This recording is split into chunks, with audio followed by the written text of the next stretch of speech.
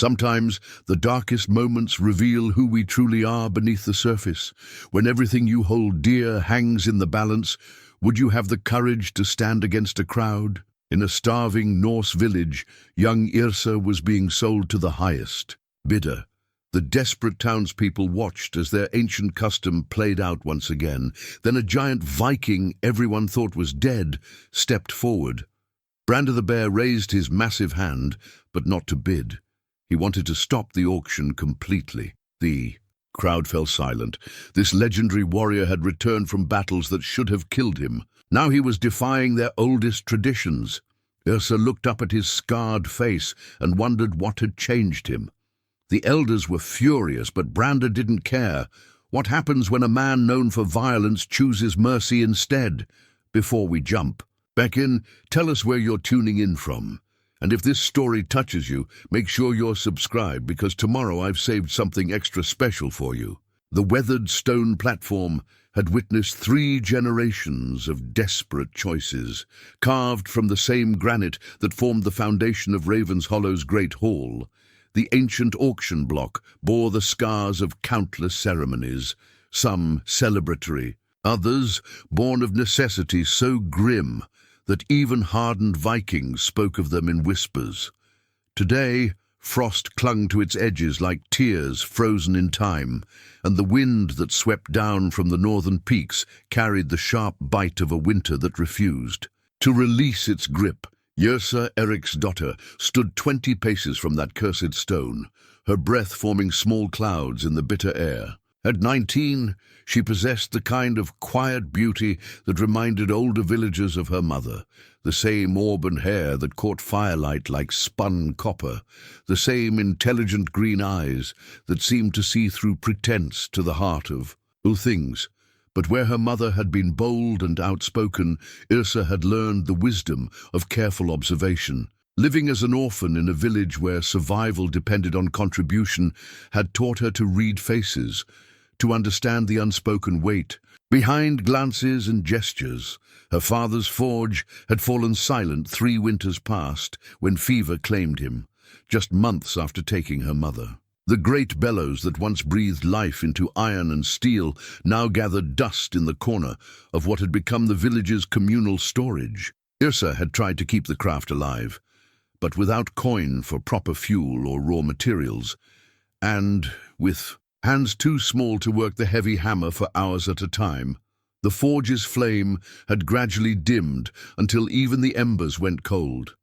Since then, she had survived on the kindness of neighbors who could ill afford kindness, taking on whatever tasks her nimble fingers and sharp mind could manage. She mended nets for the fishermen, helped elder Sigrid with the intricate beadwork that decorated ceremonial garments, and tended the sick with remedies her mother had taught her. But kindness, like food stores, grew thin when winter stretched beyond its natural bounds and the earth refused to thaw.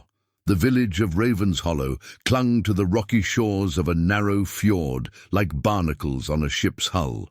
Stubborn, weathered, and surprisingly resilient. Founded by Yrsa's great-grandfather and a band of settlers who had grown weary of endless raids and petty clan wars, it had been intended as a place where families could raise children without constantly looking over their shoulders for enemy sails on the horizon. The natural harbor provided protection from the worst storms, and the surrounding forests had once been thick with game and timber, but 3 harsh winters had changed everything. The usual supply ships from the south had stopped coming when ice blocked the harbor entrance earlier each year. The game had grown scarce, driven away by some change in the weather patterns that the old-timers claimed they had never seen before.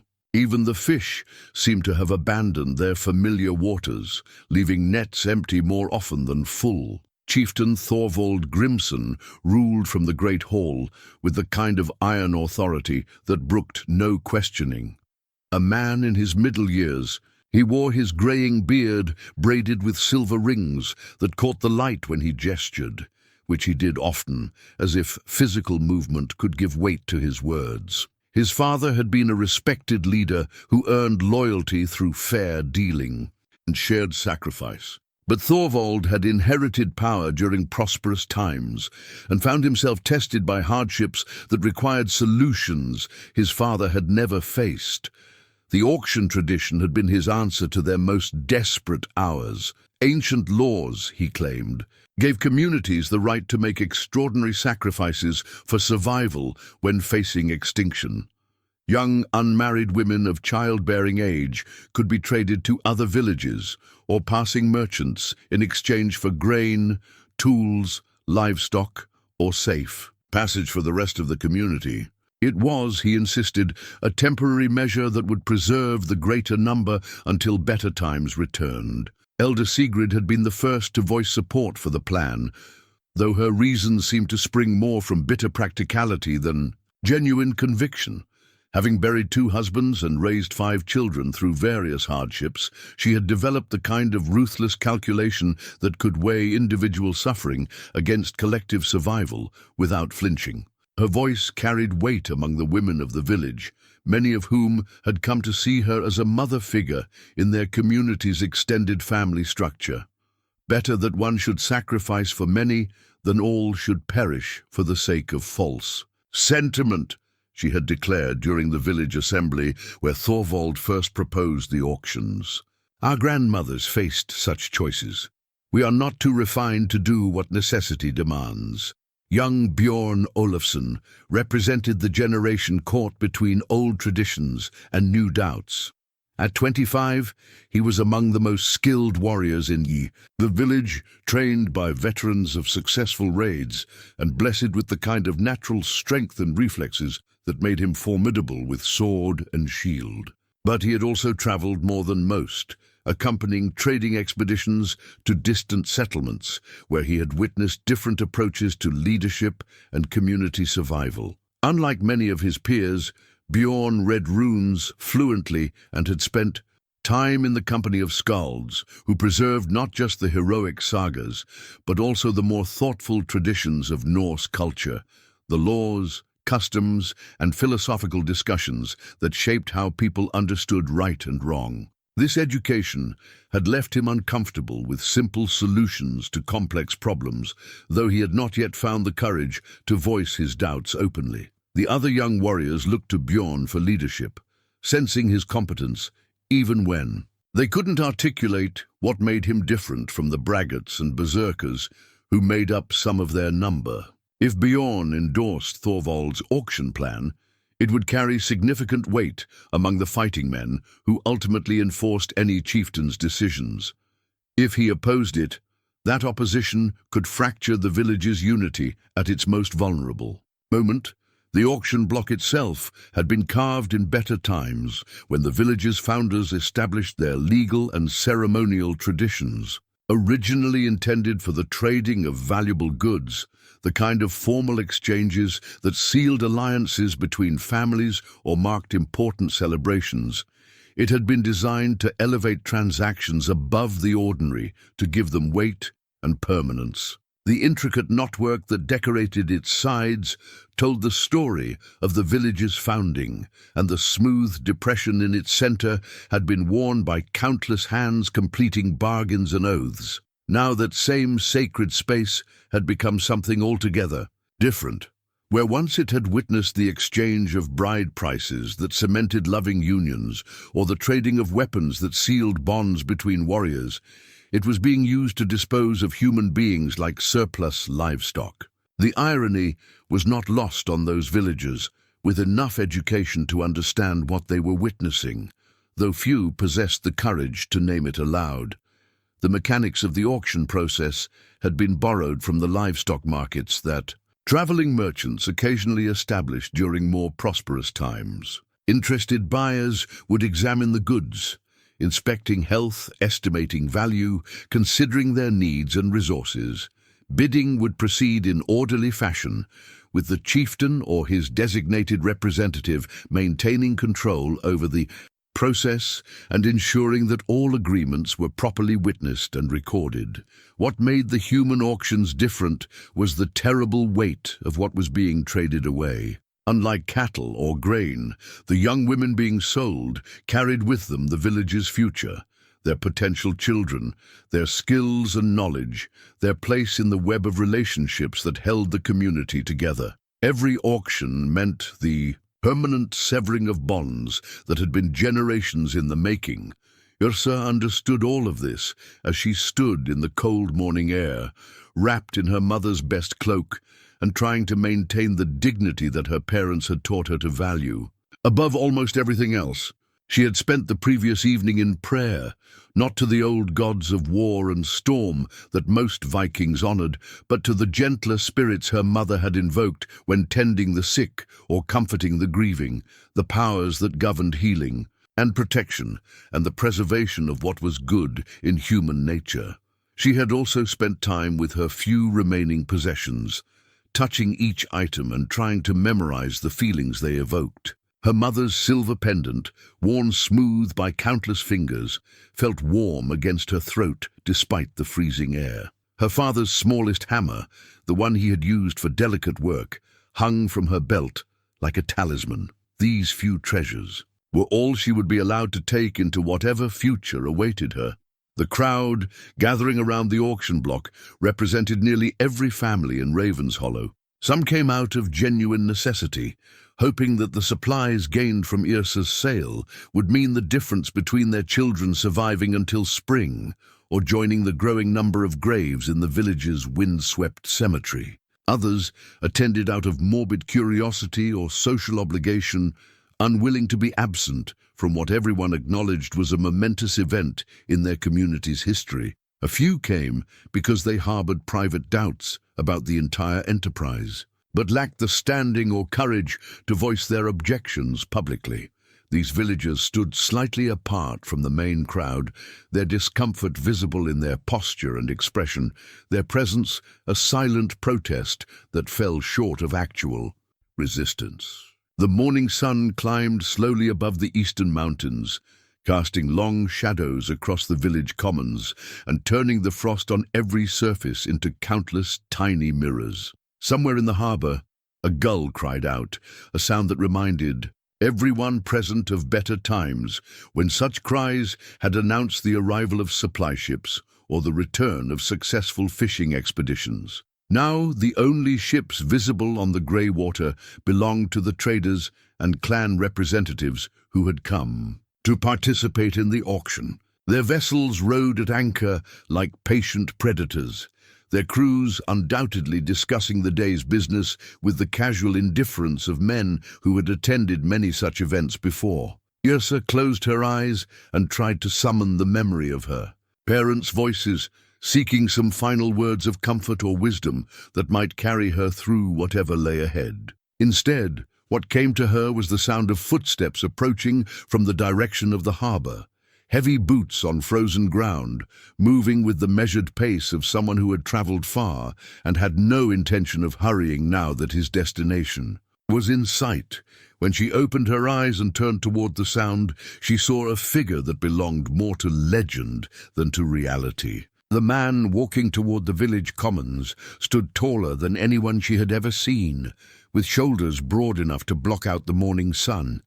His hair and beard, once golden, had been touched with silver, and his face bore the kind of scars that spoke of battles fought in distant lands against enemies whose names had become the stuff of dark stories told around winter fires. This was Brandr the Bear, returned from the realm of the dead to witness what his people had become in his absence. And as he drew closer to the auction block, something in his expression suggested that he was not pleased with what he was seeing.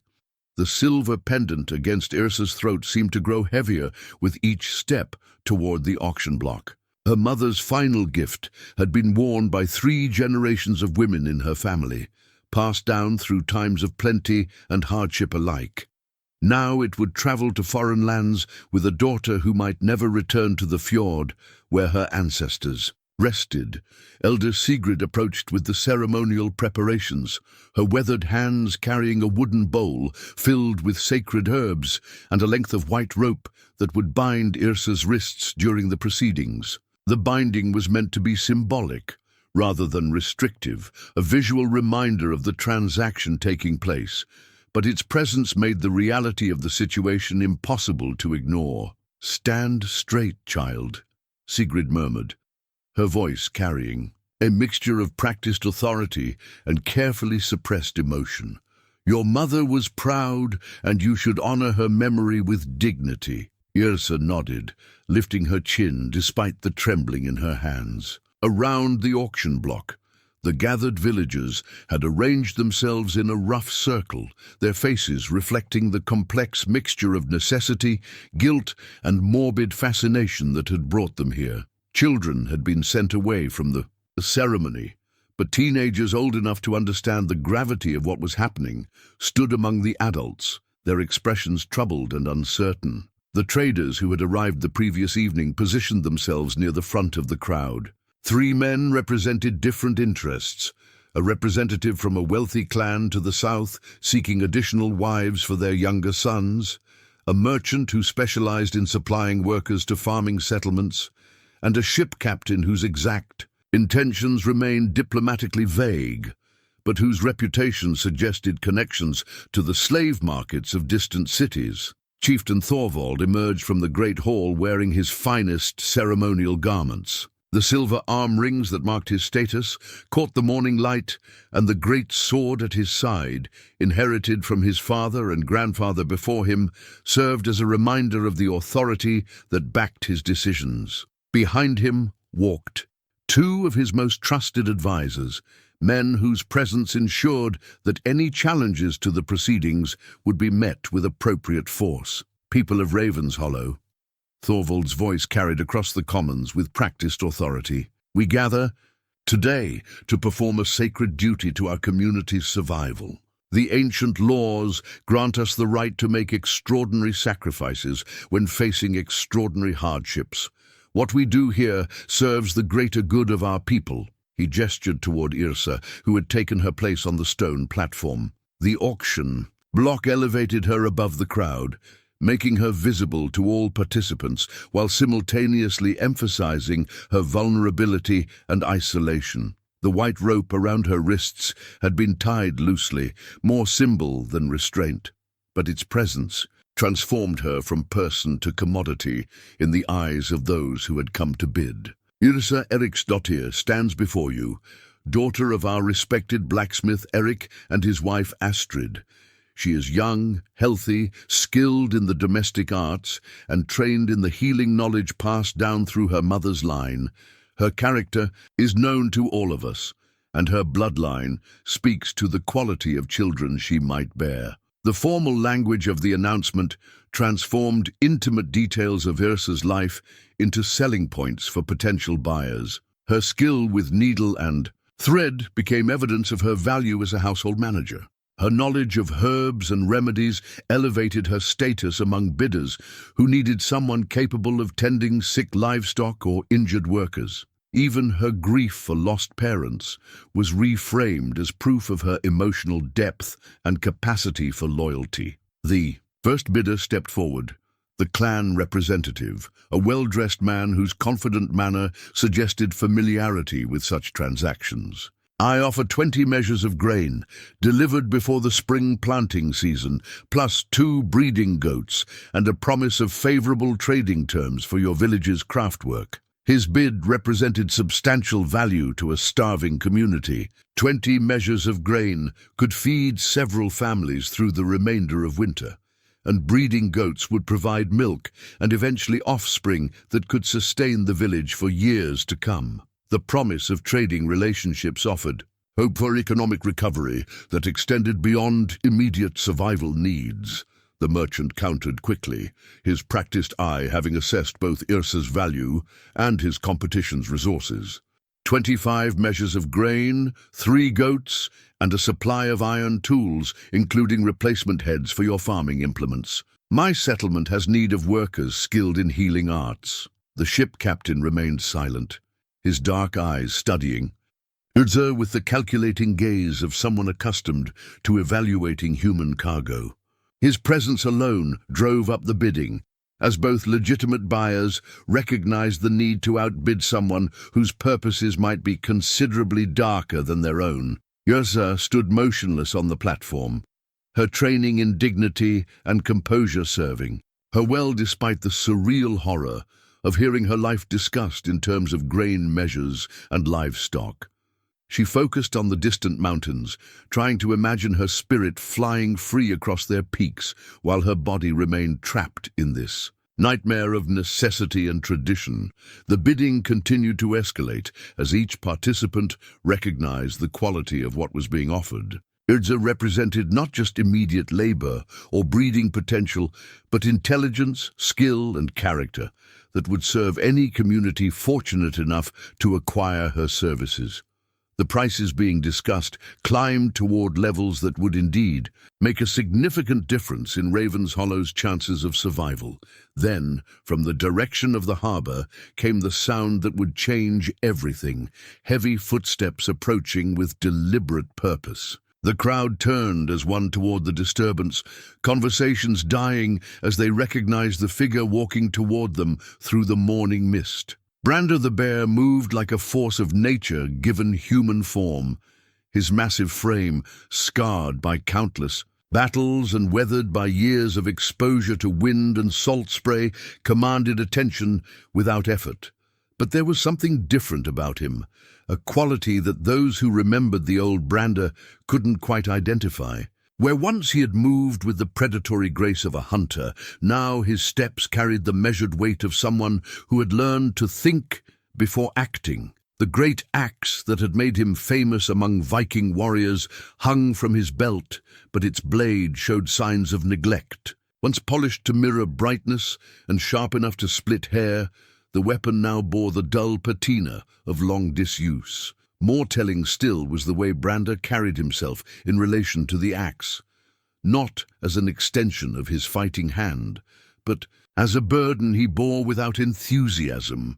Thorvald, Brandr's voice cut through the silence that had fallen over the assembled crowd.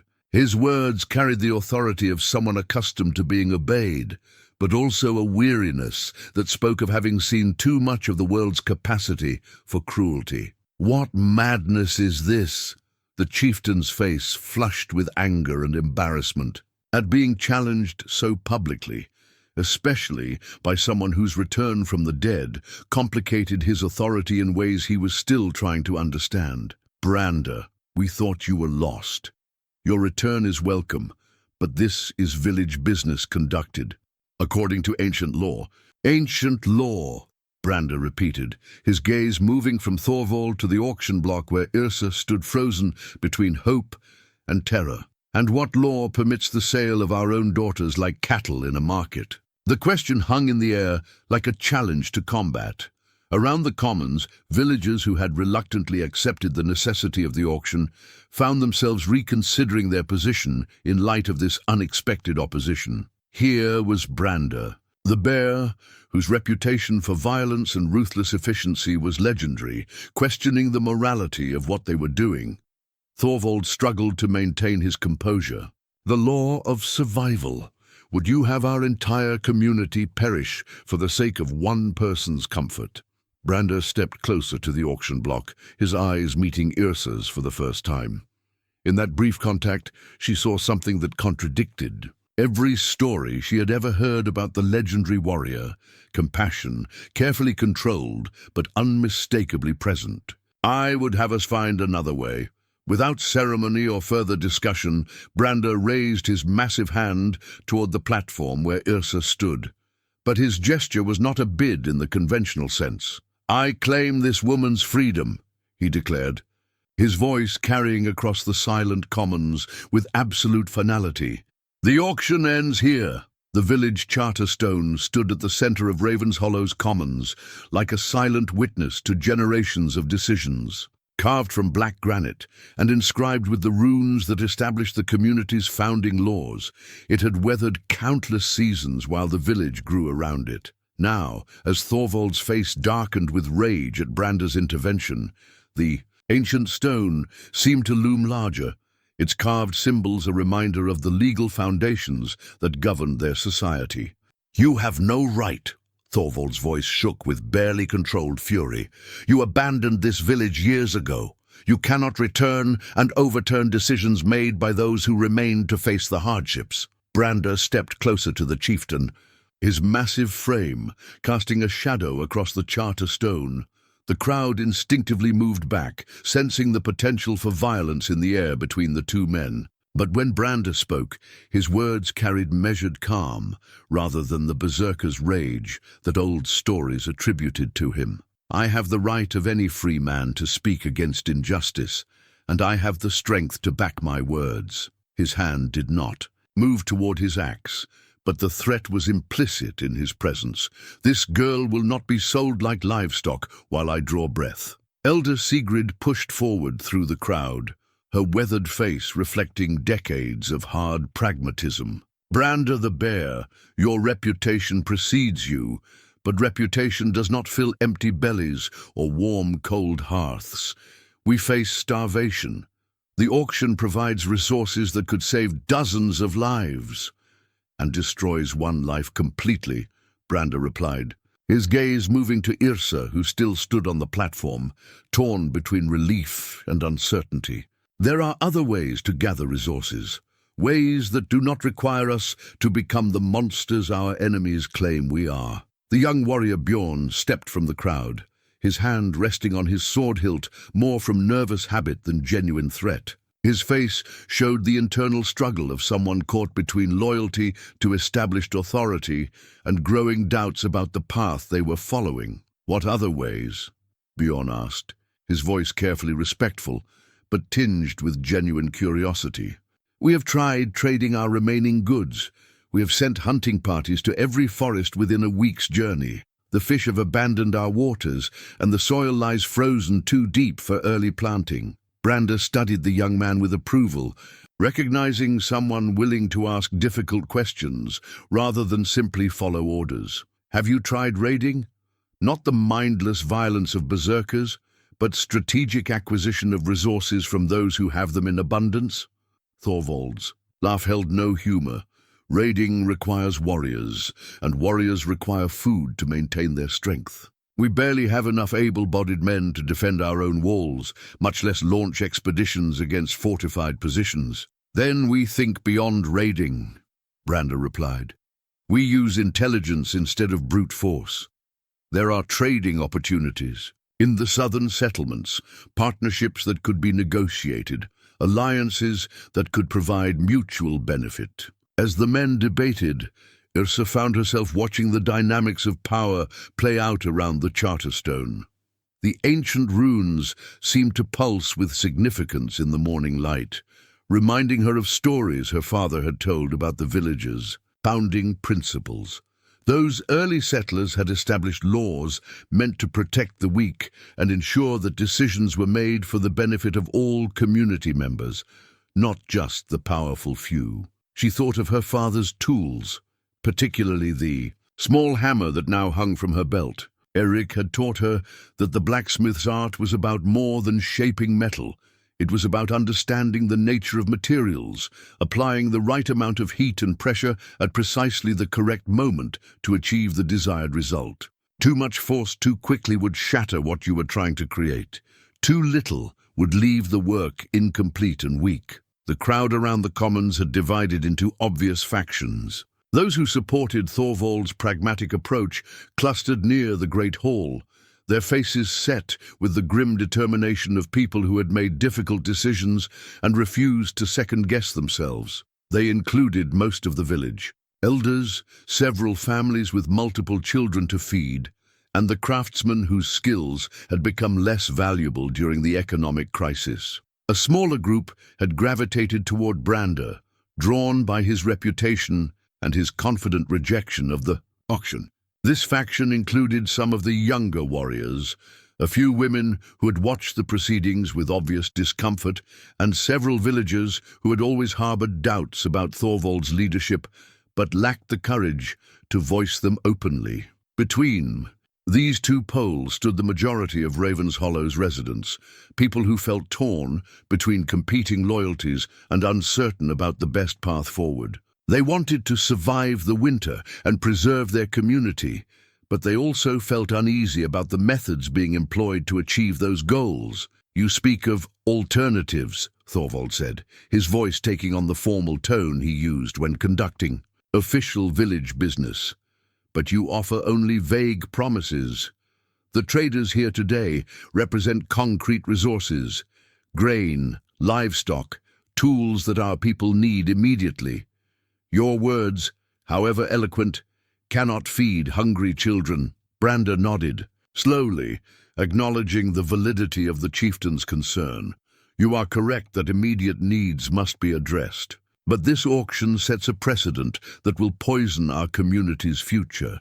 Once we begin selling our own people, where does it end? When do we stop being a village and become merely a collection of individuals willing to sacrifice each other for temporary advantage? The question resonated through the crowd, particularly among those who had been struggling with their own consciences since the auction proposal was first announced. Several women exchanged meaningful glances, thinking of their own daughters and wondering whether today's precedent might affect their families' futures. Young Bjorn stepped closer to the charter stone, his eyes scanning the ancient runes as if seeking guidance from the village's founders. The old laws speak of collective responsibility, he said slowly, his voice gaining strength as he continued. Every member of the community pledges to support every other member. How does selling Yrsa fulfill that pledge? Elder Sigrid's face hardened at the challenge to her position. Pretty words carved in stone do not change the reality of empty food stores and approaching starvation. Sometimes survival requires hard choices that comfortable times never demanded. And sometimes, Brandr replied quietly, what we think of as survival is actually a slower form of death. A community that survives by abandoning its principles has lost what made it worth preserving in the first place. The ship captain, who had been silently observing the proceedings, finally spoke, his voice carrying the practical authority of someone accustomed to completing transactions regardless of local politics. This discussion is fascinating, but I have business to conduct. If the girl is not for sale, I have other ports to visit before the tide turns. His words served as a harsh reminder of the immediate stakes involved. The traders who had traveled to participate in the auction would not wait indefinitely for Raven's Hollow to resolve its internal conflicts.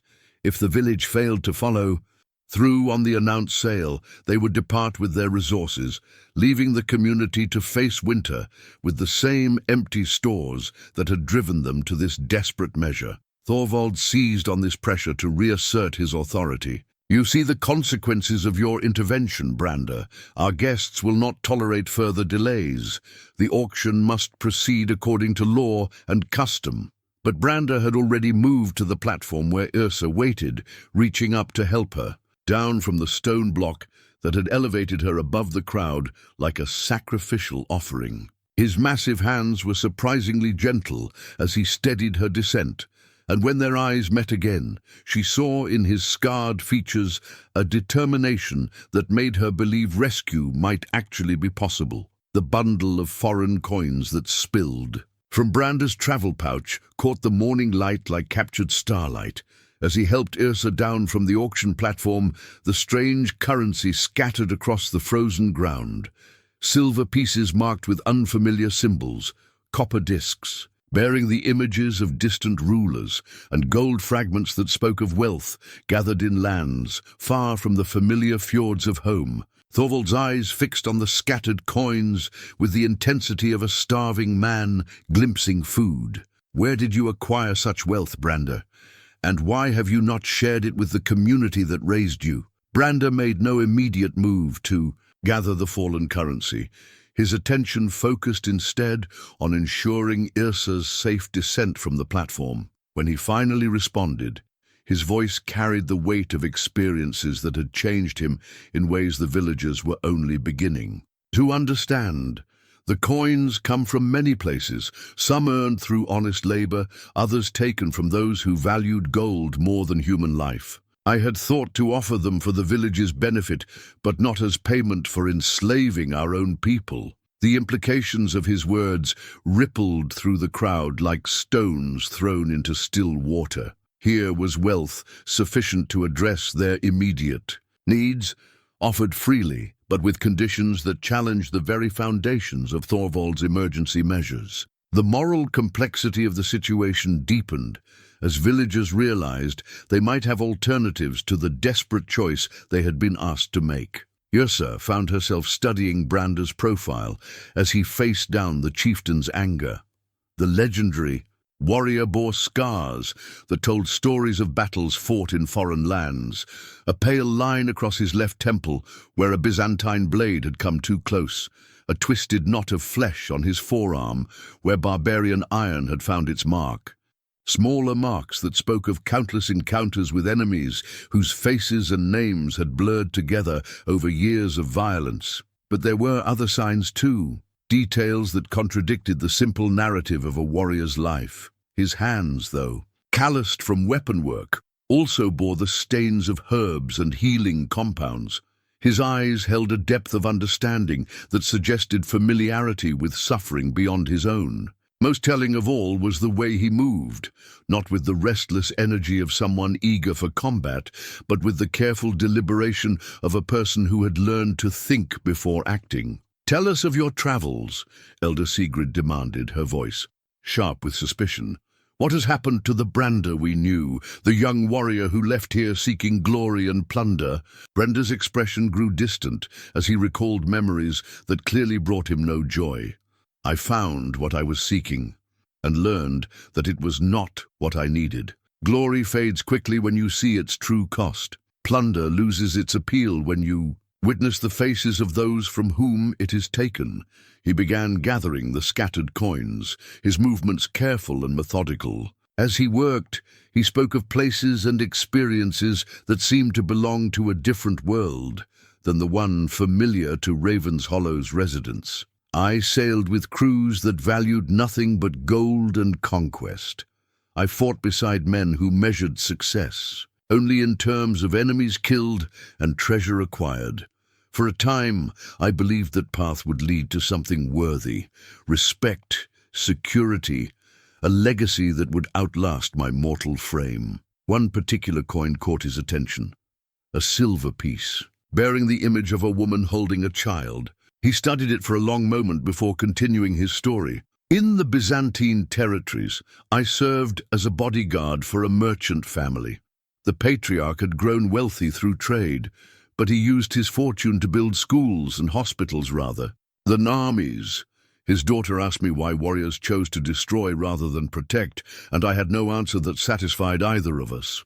Yrsa found herself drawn into the narrative despite her circumstances. Here was a perspective on the world beyond their fjord that challenged everything she had been taught about the nature of strength and success. The stories she had heard growing up portrayed distant lands as sources of wealth to be harvested by Viking raiders, not as places where different values might shape different kinds of lives. Later, in the Irish monasteries, I met monks who had dedicated their lives to preserving knowledge and caring for the sick. They showed me texts that contained the wisdom of ages, and they tended wounds without asking whether the injured were a friend or enemy. Their strength came not from the ability to inflict death, but from the commitment to preserve life. Bjorn stepped closer, his curiosity overcoming his caution. "And this changed your perspective on what it means to be strong?" "It showed me that there are different kinds of strength," Brandr replied, finally rising from his task of coin gathering with his pouch restored to its former weight. "The strength to kill comes easily to those blessed with size and skill. The strength to heal, to build, to protect the innocent, that requires a different kind of courage." Thorvald's face had grown increasingly dark as he listened to what he clearly viewed as dangerous foreign ideas undermining traditional Norse values. Pretty philosophies from soft peoples who hide behind walls instead of facing their enemies. "With honest steel, such thinking would make us prey for every raider who sails these waters, would it?" Brandr asked quietly. "Or would it make us something worth protecting instead of just another target for plunder?" The question hung in the cold air as the various factions within the village processed this unexpected perspective. The traders who had come to participate in the auction shifted impatiently, their business instincts telling them that the simple transaction they had expected was evolving into something far more complex and time-consuming. Yrsa felt the weight of her mother's pendant against her throat, and with it came a memory of conversations by the hearth on winter evenings. Astrid had often spoken of the old ways with a mixture of respect and sadness, acknowledging their effectiveness while questioning their ultimate purpose. "Your mother was wise," she had once told Yrsa while tending a child injured in a training accident. She understood that true strength lies in knowing when not to use the power you possess. Now, looking at Brandr's scarred but thoughtful face, Yrsa wondered if he had learned the same lesson through his travels. The coins in his pouch represented wealth acquired through the traditional means of raid and conquest, but his willingness to spend them on her freedom suggested priorities that had shifted during his years away from home. "What do you propose?" Bjorn asked, his question directed at Brandr, but clearly intended for the entire gathered community. If not the auction, then what path forward? Brandr's answer would reshape everything they thought they knew about survival, honor, and the kind of people they wanted to be. The healing herb pouch that Brandr drew from his belt carried the scent of distant places, Mediterranean lavender, Norse juniper, and stranger plants, whose names existed only in the languages of healers who had taught him their secrets. As he opened the worn leather container, the mingled aromas spoke of a journey that had taken him far from the simple certainties of warrior culture into realms where compassion held equal value with courage. Yrsa recognized some of the herbs. Immediately, her mother had used similar remedies when treating the village's sick and injured, but others were completely foreign, their dried leaves and ground roots representing knowledge that had never reached the remote fjords of Raven's Hollow. The very existence of such a collection in the hands of a legendary warrior suggested depths to Brandr's transformation that the villagers were only beginning to comprehend. "During the plague years in Francia," Brandr said, his voice taking on the measured cadence of someone recounting painful memories, "I watched entire villages die. Not from enemy action, but from diseases that could have been prevented with proper knowledge. Wealthy lords hoarded medicines while their serfs perished, and warriors stood helpless as invisible enemies claimed more lives than any army ever could." He selected a pinch of dried willow bark from the pouch, holding it up for the crowd to see. "This simple herb can ease pain and reduce fever, yet most fighters I served with would rather die in agony than accept help from healers they considered weak. I learned differently when my own wounds festered and nearly cost me my sword arm." Elder Sigrid stepped closer, her healer's instincts overriding her political suspicions. "That is prepared willow bark, ground fine and mixed with honey for preservation. Where did you learn such techniques?" "From a woman in Cordoba whose husband had been killed in a raid I participated in," Brandr replied quietly. "She could have let me die of infection, and few would have blamed her. Instead, she chose to heal the wounds my own actions had helped create. That choice taught me more about strength than years of combat training ever had." The confession sent a ripple of discomfort through the assembled villagers. Here was Brandr the Bear, whose reputation had been built on tales of ruthless efficiency in battle, admitting to having learned from the victims of his own violence. The moral complexity of such experiences challenged simple narratives about heroes and villains, forcing listeners to confront the possibility that wisdom might sometimes come from unexpected sources. Thorvald seized on this admission as evidence of dangerous weakness. "You speak of learning from enemies who had every reason to deceive you. How do we know these foreign ideas have not corrupted your judgment? A true Norse warrior finds strength in victory, not in the pity of his victims." But Brandr's response carried conviction that came from lived experience rather than inherited tradition. A true warrior learns from every encounter, whether victory or defeat. The woman who healed my wounds asked nothing in return except that I remember her husband's name and honor his memory by choosing mercy when strength would allow cruelty. Yrsa found herself studying the faces around her as this conversation unfolded. The village was clearly divided, not just on the immediate question of her fate, but on deeper issues about the nature of honor and the direction their community should take. Some villagers nodded thoughtfully at Brandr's words, recognizing wisdom in perspectives they had never considered. Others frowned with the discomfort of people whose fundamental beliefs were being challenged. Young Bjorn appeared particularly affected by the discussion. His hand had moved away from his sword hilt, and his expression suggested someone wrestling with questions that had no easy answers. "If healing knowledge can be as valuable as fighting skill," he asked slowly, "why do our stories celebrate only warriors and kings? Why do we not sing of those who preserve life rather than those who take it?" The question revealed the depth of change that Brandr's return was catalyzing within the community. Traditional values that had never been questioned were suddenly open to examination, and young people were beginning to imagine alternatives to the paths that previous generations had assumed were inevitable. Elder Sigrid found herself caught between her practical nature and her healer's understanding of the value Brandr described. "Knowledge of herbs and healing is indeed precious," she admitted reluctantly, "but such skills do not address our immediate crisis.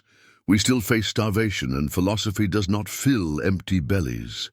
Brandr carefully returned the healing herbs to his pouch, his movements deliberate and thoughtful. "You are correct that immediate needs must be addressed, but the way we address them determines what kind of people we become. My travels taught me that communities which survive through cooperation and mutual aid prove more resilient than those built on exploitation and fear." He gestured toward the traders, who waited impatiently near their ships. "These men offer temporary relief in exchange for permanent loss. What happens when winter comes again next year?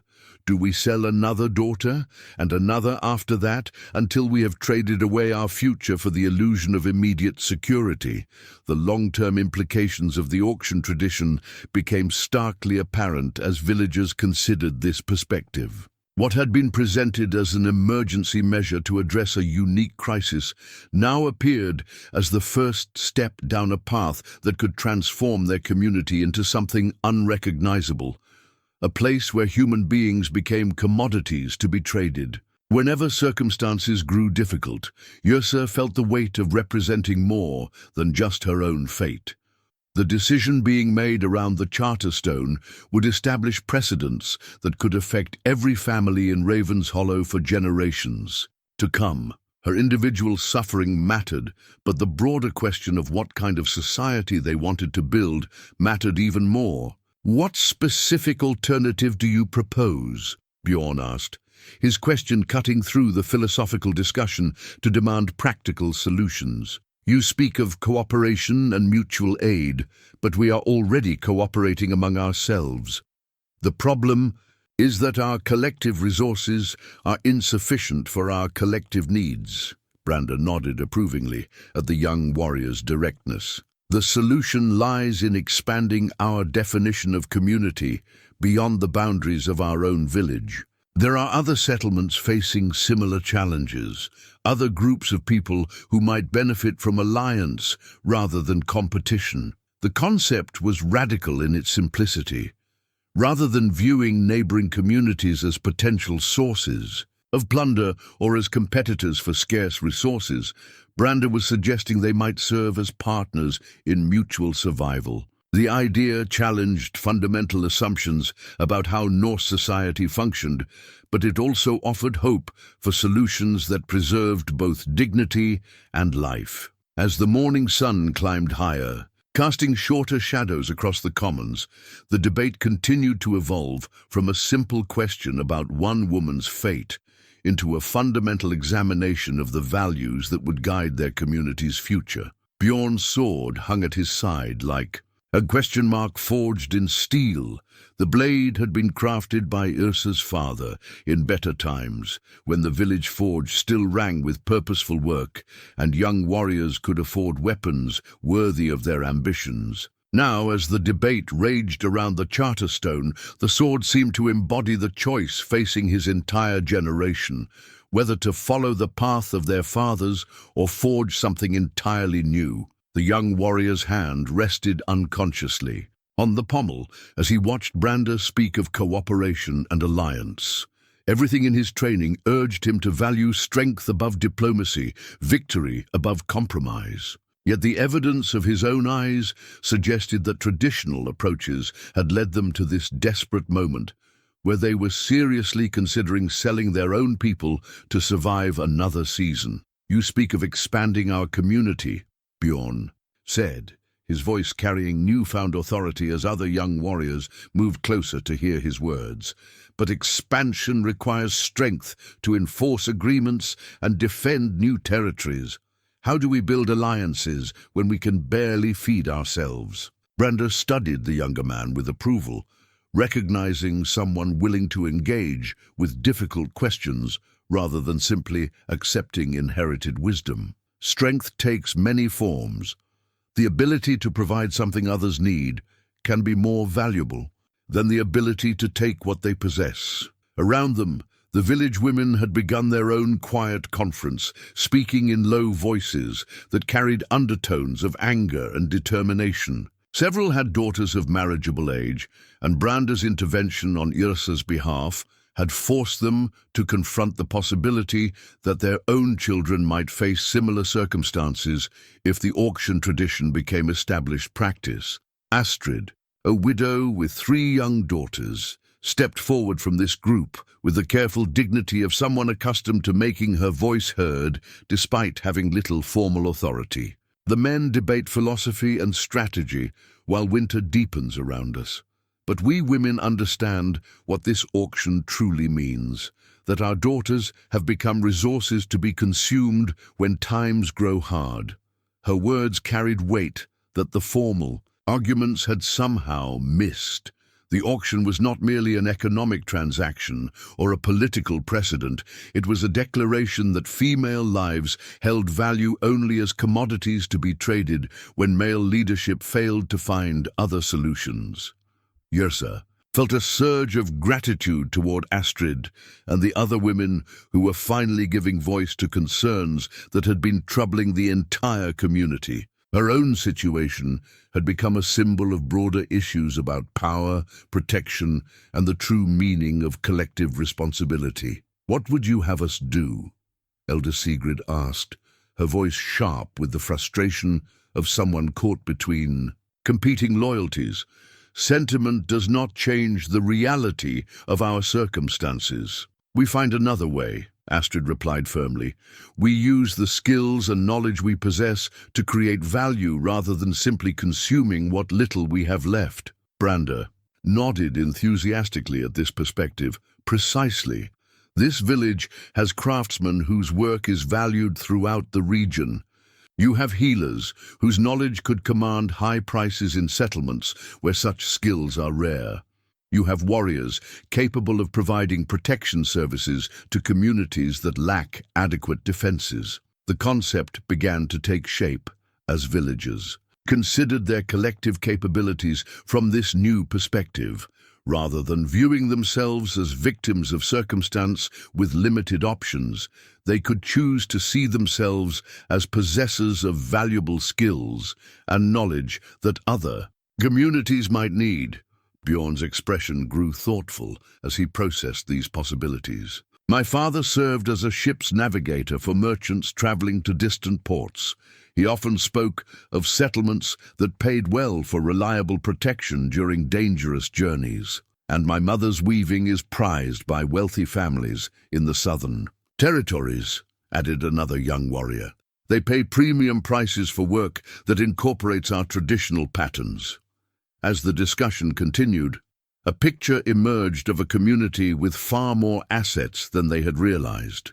Years of hardship had focused their attention on what they lacked rather than what they possessed, creating a mindset of scarcity that blinded them to alternative approaches to their problems. The ship captain, who had been waiting impatiently for the auction to resume, finally interjected with obvious annoyance. "These discussions are fascinating, but I have business to conduct.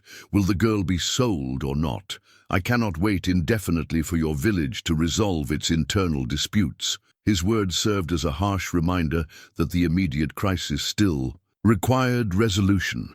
Whatever long-term strategies they might develop, Yrsa's fate hung in the balance, and the traders would not postpone their departure indefinitely while Raven's Hollow debated its future direction. Thorvald seized on this pressure to reassert his authority. "You see how your interference complicates matters, Brandr. These men offer concrete resources today. Your alternatives require time we do not have and cooperation from people who may prove unreliable." But Brandr had already anticipated this objection. From his coin pouch, he withdrew a selection of the foreign currency he had gathered during his travels. The gold and silver pieces caught the light as he held them up for all to see. "I offer these coins in exchange for the girl's freedom and the village's commitment to explore alternatives to the auction tradition. This wealth will purchase the immediate supplies you need while we develop longer-term solutions." The amount he displayed exceeded the highest bids that had been offered for Yrsa, rendering the economic argument for the auction temporarily moot. But the gesture raised new questions about Brandr's motivations and the sustainability of solutions based on individual generosity rather than systemic change. Elder Sigrid studied the offered coins with calculating eyes. "And what do you want in return? Surely such generosity comes with expectations." "I want this community to remember who it chose to be when faced with its greatest challenge," Brandr replied. "I want children to grow up in a village that protected the vulnerable rather than sacrificing them. And I want the chance to prove that strength used in service of others is more valuable than strength used only for personal gain." Yrsa found herself moved by the sincerity in his voice, but also troubled by the implications of his offer. Being rescued by individual heroism was preferable to being sold into slavery, but it did not address the underlying problems that had created the crisis in the first place. The debate continued as the morning sun reached its zenith, but already the foundations of the old order were beginning to crack under the pressure of new possibilities. The burned letter that Yrsa discovered in Thorvald's private chamber changed everything. She had been seeking shelter from the escalating confrontation outside when curiosity led her to examine the chieftain's personal effects. Hidden beneath a pile of official documents, the partially destroyed parchment bore enough legible text to reveal a truth that would shatter the village's understanding of their recent hardships. The letter was addressed to Thorvald from someone identified only as T. the Merchant, and its surviving fragments painted a picture of conspiracy that reached far beyond Raven's Hollow's borders. Key phrases leaped from the damaged parchment like accusations, agreed price for each girl delivered, and winter blockade has been most effective in creating necessary desperation. And most damning of all, your percentage of profits from the southern markets grows with each successful auction. Yrsa's hands trembled as she pieced together the implications. The harsh winter that had driven their community to desperate measures was not entirely natural. It had been artificially worsened by a coordinated effort to block supply routes and create the conditions that would force villages like theirs to turn to human trafficking as a survival strategy. Thorvald had not been responding to crisis. He had been orchestrating it. The sound of approaching footsteps sent her scrambling to conceal the evidence, but not before she had memorized enough details to understand the scope of the deception. As voices grew louder outside the great hall, she realized that the confrontation between Brandr and Thorvald was reaching a critical point, and she now possessed information that could change its outcome completely. When she emerged from the building, the debate had shifted from philosophical arguments to practical negotiations. Brandr's offer of foreign coins had temporarily satisfied the immediate economic concerns, but Thorvald was pressing for formal agreements that would legitimize future auctions under specific circumstances. We cannot allow sentiment to override practical necessities, the chieftain was saying, his voice carrying the authority of someone accustomed to having his words accepted without question. Brandr's generosity addresses today's crisis. But what of next year's hardships? We need established procedures for extraordinary measures when survival is at stake. Several villagers nodded reluctantly at this reasoning. The prospect of returning to this same desperate situation in future years was genuinely terrifying, and Thorvald's proposal offered the illusion of having a plan, even if that plan involved sacrificing individual lives for collective survival. But Yrsa could no longer remain silent. The burned letter in her possession represented evidence of betrayal so profound that it demanded immediate exposure, regardless of the personal consequences. She stepped into the circle around the Charterstone with the determined stride of someone who had chosen to risk everything on a single moment of truth. "Thorvald lies," she announced, her voice carrying clearly across the commons despite its tremor of nervousness. "This winter's hardships were not sent by the gods or created by natural forces. They were planned and executed by men who profit from our desperation." The accusation hung in the air like a thunderclap, bringing all other conversations to an immediate halt. Thorvald's face went white, then flushed dark red as he realized the implications of her words. Around the commons, villagers stared in shocked silence, struggling to process the possibility that their trusted leader might have betrayed them in the most fundamental way possible. "Girl, you speak of things beyond your understanding," Thorvald said, his voice tight with barely controlled panic. "Grief and fear have affected your judgment.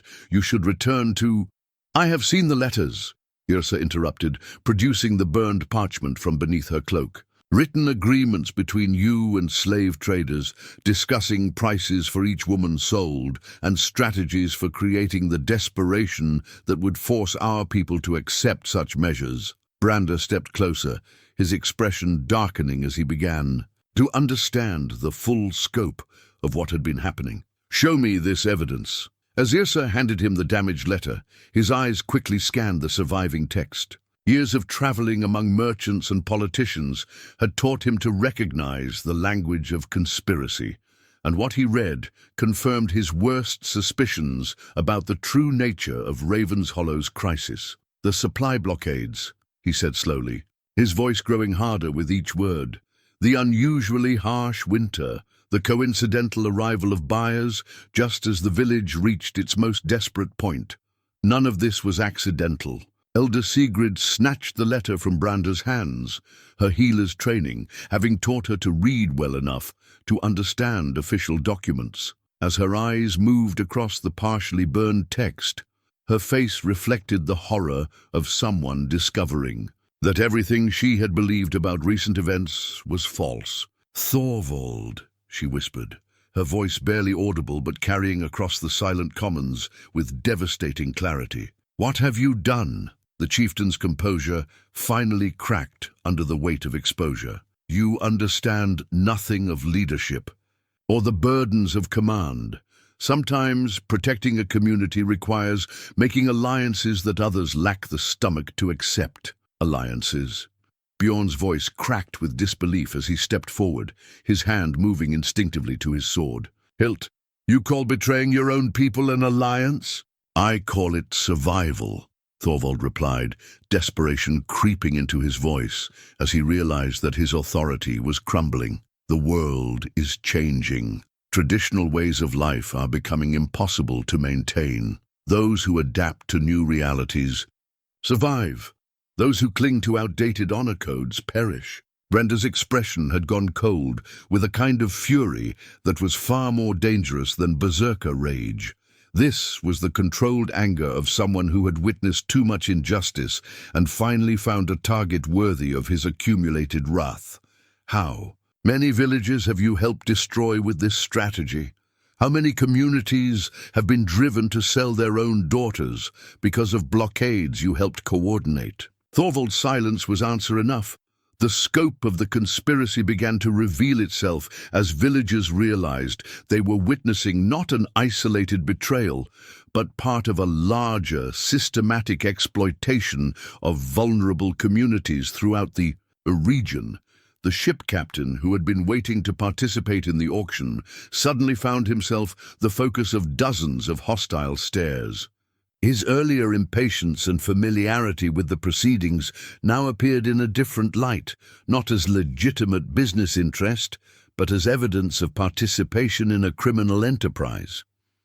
"We should leave," he muttered to his companions, backing toward the harbor where their vessel waited. "This situation has become too complicated for our purposes." But Brandr's voice stopped him before he could take more than a few steps. "No one leaves until we understand the full extent of this conspiracy.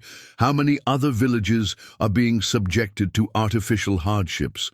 How many other communities are being driven to desperate measures by manufactured crises?" The questions revealed implications that extended far beyond Raven's Hollow's immediate situation. If Thorvald's betrayal was part of a larger network of exploitation, then dozens of communities might be suffering under similar conditions, their leadership corrupted by promises of profit from the misery of their own people. Yrsa felt a mixture of vindication and terror as she watched the consequences of her revelation unfold. She had sought to save herself and expose injustice, but she had also unleashed forces that would reshape their entire understanding of the world around them. The burned letter that had revealed the truth was now being passed from hand to hand. Among the villagers, each person reading the damning fragments and adding their voice to the growing chorus of outrage.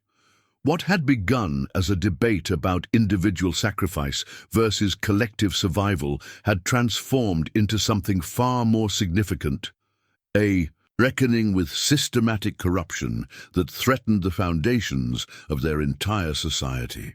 As the morning sun continued its climb toward noon, the real battle for Raven's Hollow's soul was finally beginning. The chieftain's crown sat abandoned on a wooden table inside the great hall, its silver bands tarnished by neglect and its precious stones dulled by the weight of corruption.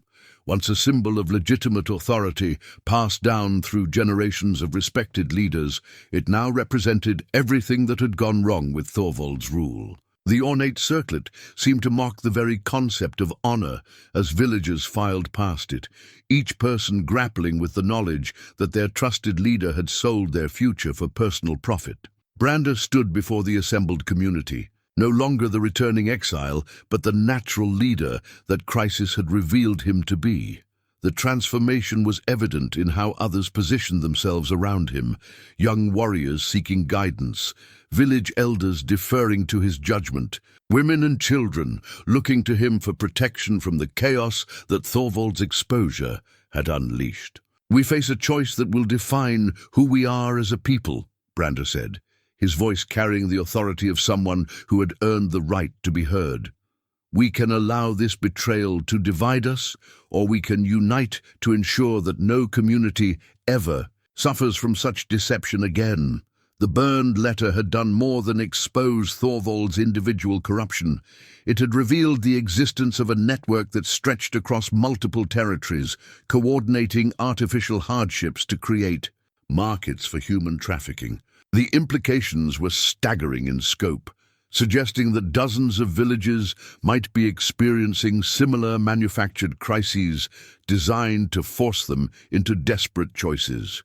Yrsa found herself at the center of planning discussions, her discovery of the evidence having earned her a voice in decisions about the community's future.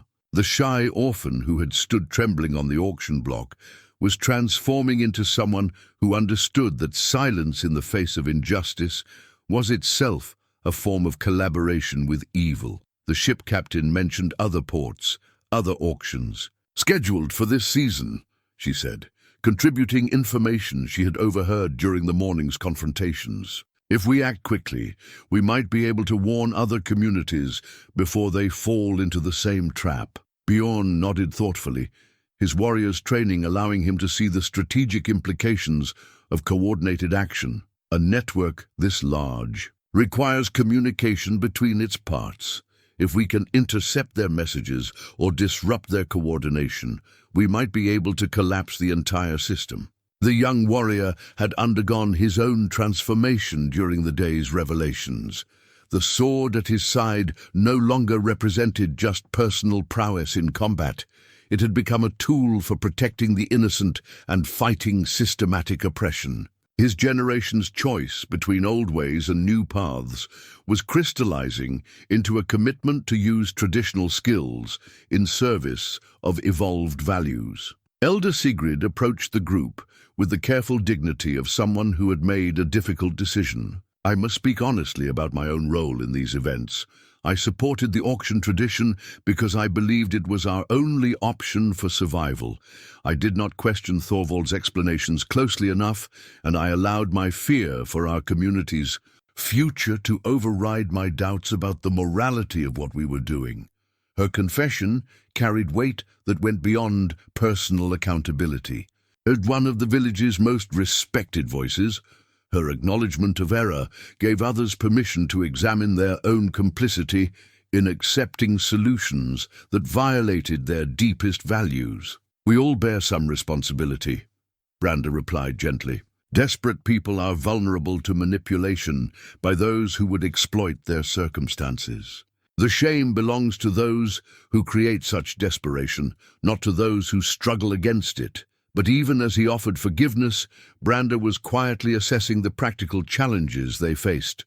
Thorvald's supporters had not simply vanished. With the exposure of his corruption, several villagers remained convinced that the chieftain's methods, however distasteful, represented their best chance for survival. These individuals had retreated to the Great Hall, where they were undoubtedly planning some form of resistance to the changes being discussed outside.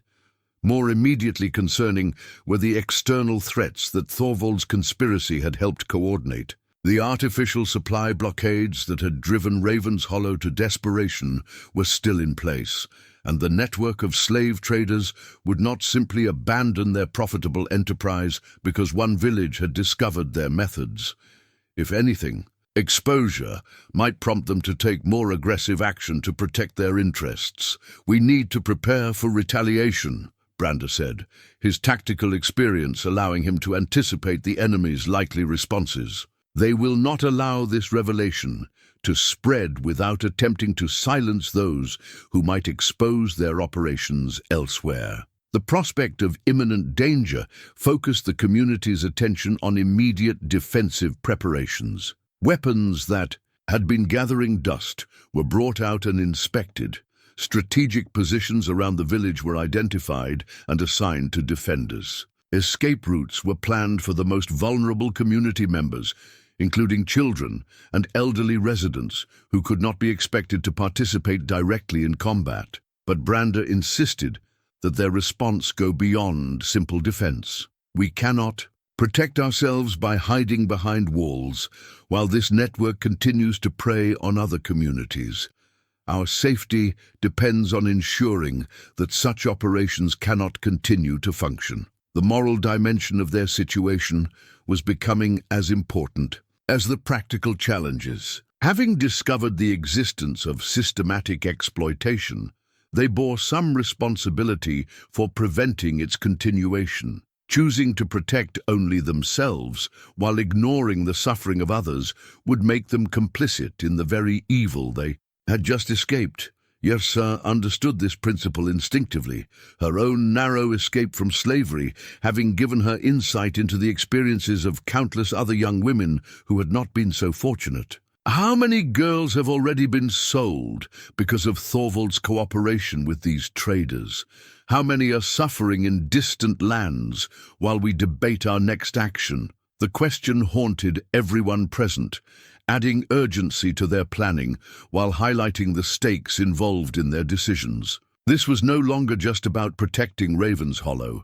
It was about dismantling a system that threatened vulnerable people throughout the region. As afternoon shadows lengthened across the commons, the shape of their response began to emerge. They would need to divide their efforts between immediate defense of their own community and coordinated action to warn and protect others. Some villagers would remain to fortify Ravenshollow against expected retaliation, while others would carry warnings to settlements that might be targeted for similar manipulation. The foreign coins that Brandr had offered earlier would play a crucial role in these plans, providing resources for travel and communication that could help coordinate resistance across multiple communities. But success would ultimately depend on their ability to convince others that cooperation offered better prospects than competition, that mutual aid was more effective than individual survival strategies. Bjorn volunteered to lead one of the warning expeditions, his combination of warrior skills and diplomatic temperament making him ideally suited for approaching other communities with sensitive information. I know the routes to several settlements that might be vulnerable to this kind of manipulation. If we can reach them before the conspirators implement their plans, we might prevent other auctions like the one planned for Yrsa. The inclusion of trusted young warriors in these missions would lend credibility to their warnings, while demonstrating that resistance to the conspiracy was not just the fantasy of idealistic dreamers, but the considered judgment of practical, fighting men. As the sun moved toward the western horizon, casting long shadows across the village commons, the final preparations for confrontation were taking shape. Thorvald and his remaining supporters had barricaded themselves in the Great Hall, apparently planning some form of last stand that would either restore their authority or at least delay their downfall long enough for external reinforcements to arrive. The abandoned crown on its table inside the hall had become a symbol of the choice facing everyone present. They could restore the old order, with its familiar hierarchies and traditional solutions to traditional problems. Or they could forge something new, a community that measured strength by its commitment to protecting the vulnerable rather than exploiting them. The battle lines were drawn not just between individuals, but between competing visions of what their society could become. And as darkness approached, bringing with it the likelihood of violence that would determine their future, each person present understood that the choices made in the next few hours would echo through generations of their descendants' lives. The team, crown-weighted, tarnished but still gleaming faintly in the fading light, a reminder that authority could be reclaimed, but only by those worthy of wielding it justly. The village bell's bronze voice rang across Ravenshollow with the authority of generations, calling every soul to witness the moment that would determine their community's fate. Cast in better times by craftsmen who understood that some decisions required the participation of every member of society, the ancient bell had summoned villagers to celebrate victories, mourn losses, and face crises that tested their collective resolve. Now its resonant call gathered them for the most important assembly in their history. Brandr stood beside the charter stone as families emerged from their homes, his presence serving as a focal point for those who had chosen to follow his leadership. The contrast with Thorvald's supporters, who remained barricaded in the Great Hall, created a visual representation of the division that had torn their community apart. Between these two factions stood the undecided, villagers who recognized the need for change but feared the uncertainty that transformation would bring. Citizens of Ravenshollow, Brandr began, his voice carrying without strain across the gathered crowd, we face a choice that our ancestors could never have imagined. We have discovered that our recent hardships were not the result of natural misfortune, but of systematic betrayal by those we trusted to protect us.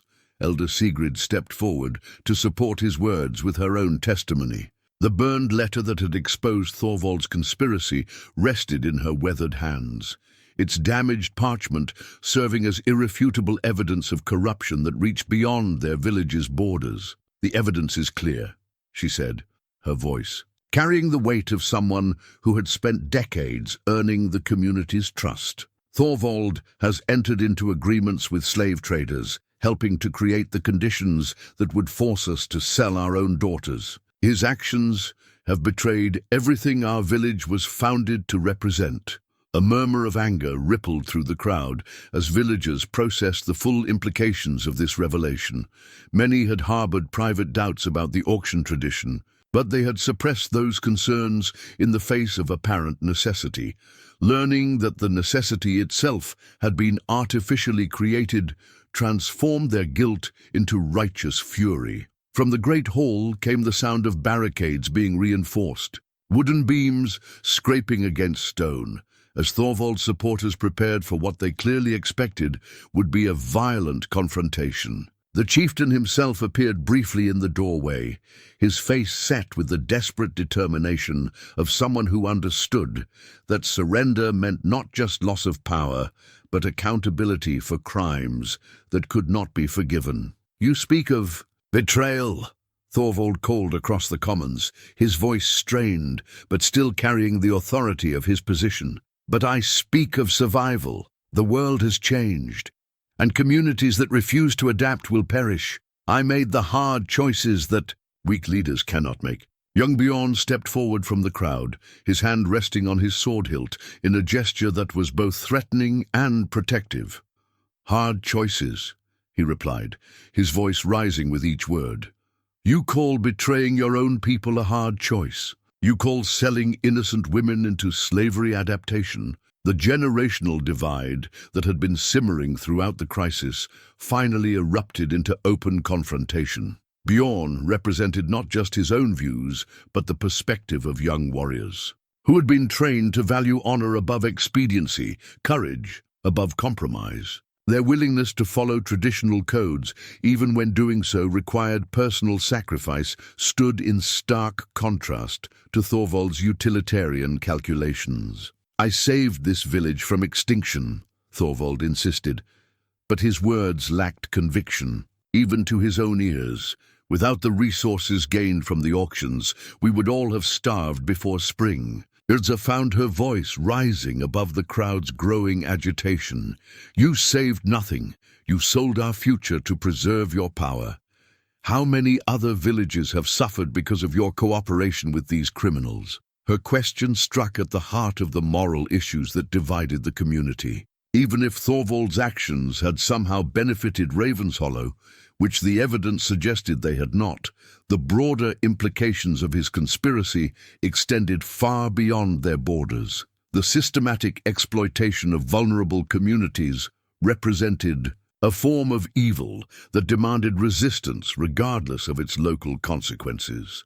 The bell continued to toll, its steady rhythm serving as a metronome for the community's decision-making process. Each chime seemed to count down toward a moment of irreversible choice between accepting corruption as the price of survival or risking everything to uphold principles that might prove insufficient for the challenges they faced. Around the commons, families huddled together in whispered conversation, parents weighing their children's immediate safety against their long-term moral inheritance. The decision they made would determine not just their own survival, but the kind of world they would leave for future generations. As tension mounted toward the breaking point, the sound of approaching hoofbeats added urgency to an already volatile situation. Riders were approaching from the direction of the harbor, possibly reinforcements for Thorvald's position, or perhaps representatives of the conspiracy network come to assess the damage that exposure had caused to their operations. The moment of final confrontation was upon them, and every person present understood that the choices made in the next few minutes would echo through the history of their community for generations to come. Brandr's shield caught the afternoon light as he raised it between the approaching riders and the assembled villagers. The circular expanse of iron-reinforced wood bore dents and scars from countless battles, but today it served a different purpose than those previous encounters. Where once it had protected only its bearer, now it stood as a symbol of his commitment to defend an entire community against those who would exploit their vulnerabilities. The riders proved to be representatives of the conspiracy network, armed. Men whose presence confirmed the villagers' worst fears about the scope of the organization they had uncovered. Their leader, a scarred veteran whose expensive equipment spoke of substantial backing, surveyed the scene with calculating eyes before addressing Thorvald directly. "The situation has become complicated," he announced, his voice carrying the authority of someone accustomed to resolving problems through violence. "Our partners in the southern markets are concerned about disruptions to their supply schedules. Perhaps it would be better to proceed with the original arrangements." His words revealed the true nature of what they were facing, not isolated corruption, but a systematic business enterprise that treated human beings as commodities to be harvested and distributed according to market demands. The casual tone with which he discussed such matters demonstrated how thoroughly such operations had normalized the buying and selling of lives. Thorvald emerged fully from the great hall, flanked by his remaining supporters. The chieftain's face showed the strain of someone whose world was collapsing, but who still hoped to salvage something from the wreckage. Brandr's interference has created complications, but the underlying agreements remain valid. The village needs resources, and you provide them in exchange for what we offer. But Brandr stepped forward with the confident stride of someone who had finally found a cause worthy of his skills. "The only thing this village offers is resistance to your criminal enterprise. Take your blood money and find easier prey elsewhere." The confrontation that followed would be remembered in village stories for generations. It was not the wild berserker rage of traditional Norse combat, but something more controlled and purposeful. Violence applied with surgical precision to protect the innocent rather than to gain personal glory. When the riders moved to enforce their position through intimidation, they discovered that Brandr the Bear had not lost his legendary fighting skills during his transformation from warrior to protector. His shield work was masterful, deflecting attacks while creating opportunities for counterstrokes that disabled rather than killed. Each movement demonstrated the difference between fighting for conquest and fighting for defense. Young Bjorn and several other warriors joined the conflict, their training finally put to use in service of principles they could genuinely support.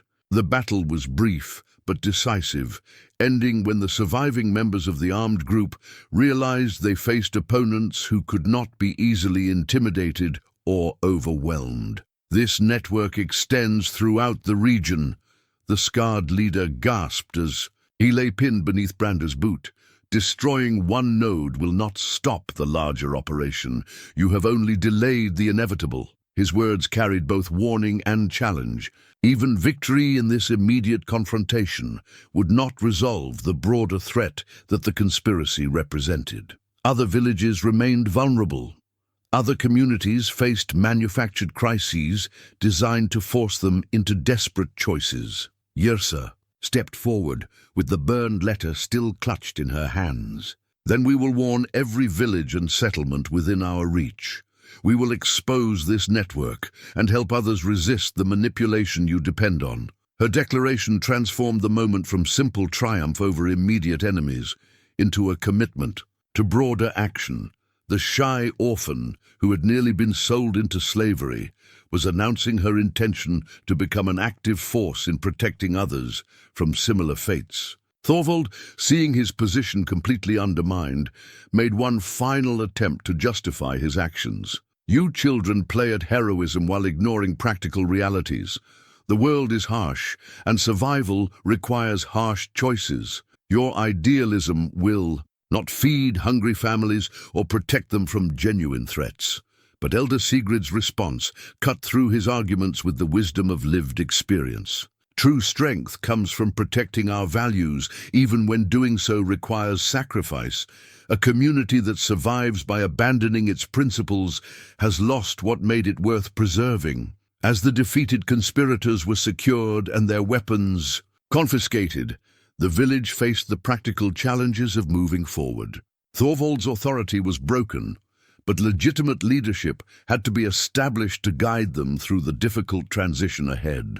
The shield that had protected them during the confrontation now stood propped against the Charterstone, its battered surface reflecting the community's determination to defend what they valued most.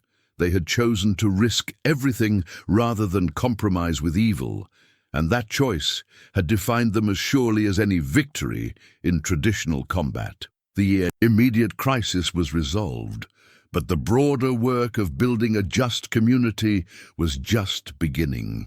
They had proven they could resist corruption when it was exposed, but now they needed to demonstrate they could create something better to replace what they had torn down. As the sun moved toward the western horizon, casting long shadows across the commons where their future had been decided, the people of Raven's Hollow began the work of transforming victory into lasting change. The new village charter emerged from weeks of careful deliberation, its fresh-carved runes still pale against the dark granite surface that would weather them into permanence. Unlike the old charter stone, with its emphasis on hierarchical authority and traditional obligations, this document enshrined principles that the community had learned through suffering: the absolute protection of the vulnerable, the rejection of solutions that required sacrificing some for the benefit of others, and the commitment to mutual aid that extended beyond their own borders. Yrsa ran her fingers across the newly inscribed symbols, marveling at how much had changed since that terrible morning when she had stood on the auction block awaiting sale to strangers. The silver pendant that had belonged to her mother still hung around her throat, but now it carried different meanings. Not just remembrance of the dead, but commitment to ensuring that future generations would inherit a world shaped by justice, rather than expedience. "The words are beautiful," she said to Brandr, who stood beside her examining the stonework with the critical eye of someone who understood that permanence required both skill and care. "But words carved in stone are only as strong as the people who choose to honor them." Brandr nodded approvingly at her insight. The transformation that had begun with his intervention in the auction had continued through the weeks that followed, reshaping not just their community's governance, but its fundamental understanding of what strength meant. The legendary warrior had become something more valuable than a hero. He had become a teacher who helped others discover their own capacity for moral courage. "The real test will come when we face new crises," he replied. "It is easy to commit to high principles when recent victory makes us feel strong and united. The challenge is maintaining those commitments when fear and desperation return." Around them, the village showed signs of the changes that extended far beyond formal governance. The old auction platform had been dismantled, its stones repurposed for a new structure that served as a meeting place for representatives from allied communities. Where once a single village had faced its challenges in isolation, now a network of settlements shared resources, information, and mutual protection against threats like the conspiracy they had exposed. Elder Sigrid approached with a delegation of visitors from communities that had received warnings about the slave trading network. Their faces reflected mixtures of gratitude and concern, grateful for information that had prevented similar crises in their own villages, but worried about the broader implications of systematic exploitation that reached across the entire region. 3. More settlements have reported evidence of artificial supply blockades, she announced, her voice carrying the authority of someone who had emerged from recent events with enhanced rather than diminished influence. "The network we uncovered was even larger than we initially realized." The news served as a sobering reminder that their victory, while significant, represented only a beginning rather than an ending. The conspiracy that had nearly destroyed Raven's Hollow was part of a larger pattern of exploitation that would require sustained cooperation to fully address young Bjorn.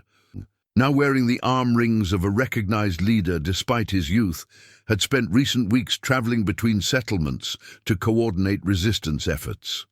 His sword remained at his side, but its meaning had evolved from personal weapon to symbol of collective defense against systematic oppression. The southern markets have begun refusing to purchase people without proper documentation of voluntary sale, he reported with satisfaction. Our exposure of forced auctions has made it more difficult for the network to operate openly. Such victories were incremental rather than complete, but they demonstrated that coordinated action could indeed disrupt criminal enterprises that had seemed impossibly powerful when faced by isolated communities. The key was refusing to accept victimization as inevitable, choosing instead to fight back in ways that protected the vulnerable while building stronger foundations for future resistance. The foreign coins that had originally purchased Yrsa's freedom now funded a different kind of enterprise, a communication network that allowed threatened communities to warn each other about approaching dangers and coordinate mutual aid when natural or artificial crises struck. What had once been individual wealth, hoarded for personal security, had become communal resources dedicated to collective protection. As the afternoon sun cast long shadows across the reconstructed commons, Yrsa found herself thinking about the children who would grow up in the world they were creating. Those future generations would face their own challenges and make their own choices, but they would inherit institutional safeguards and cultural commitments that made certain forms of evil less likely to take root. "Do you think we've done enough?" she asked Brandr as they watched children playing around the base of the new charter stone. "Will the changes we've made actually protect people in the long term?" His answer carried the wisdom of someone who had seen both the worst and best of human nature across many different cultures and circumstances. No generation can protect all future generations from every possible harm, but we can give them tools for recognizing injustice and examples of people who chose to resist it even when resistance was difficult. The question of legacy had become central to everything they were building.